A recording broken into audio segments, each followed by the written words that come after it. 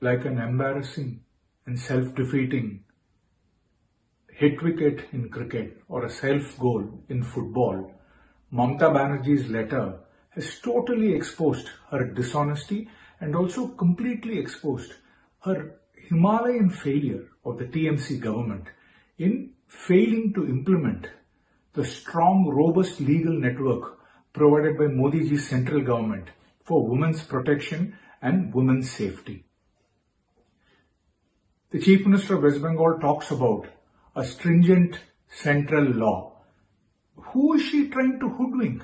The Bharat Nyaya Sanhita, which was passed in 2023 and which came into force in 2024, was one of the most comprehensive central legislations, and it has such powerful provisions which gives strictest punishments to perpetrators of crime against women and children.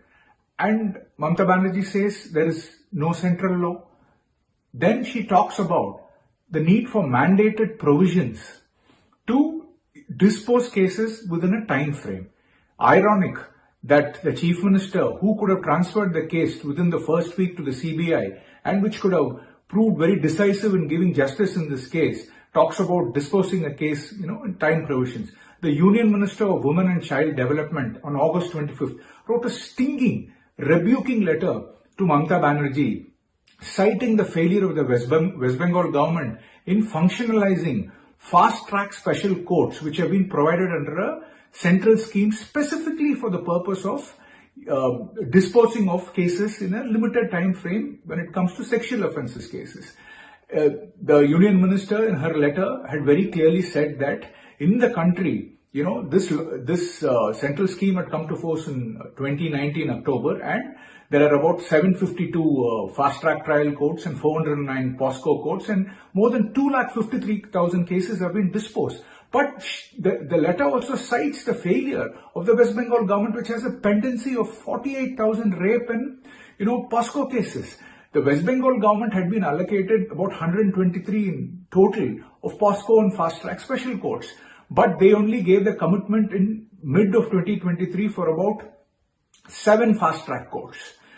When the central government revised its allocation for 17 fast-track courts till date, only 6 fast-track POSCO courts have been functionalized, and the Union Minister of Women and Child Development says, having 48,000 pendency cases, they have failed to operationalize 11 fast-track courts. This is the record, the tainted record of the Mamata Banerjee government.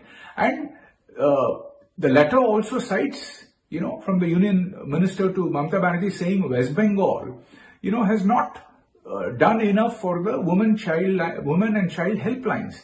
The women and child helpline is a very important first responder, in the golden hour, which could very well prevent the crime. But, the Union Minister has written saying that the people of West Bengal cannot avail of this facility satisfactorily because the West Bengal government had failed to operationalize this. These are the facts, and with such, failure, miserable failure at her doorstep, Mamata Banerjee is cornered, and now she is desperately trying to divert, distract and deflect attention with her diversionary tactics. Her desperate measures to, weave a fake narrative will not be believed by the people. They will not fall for a fraudulent ways because the people of West Bengal and the country have lost faith in Mamata Banerjee. And it is very clear that if we need to give justice to the trainee doctor who was raped and murdered and justice to her family, we need a very fair and impartial probe.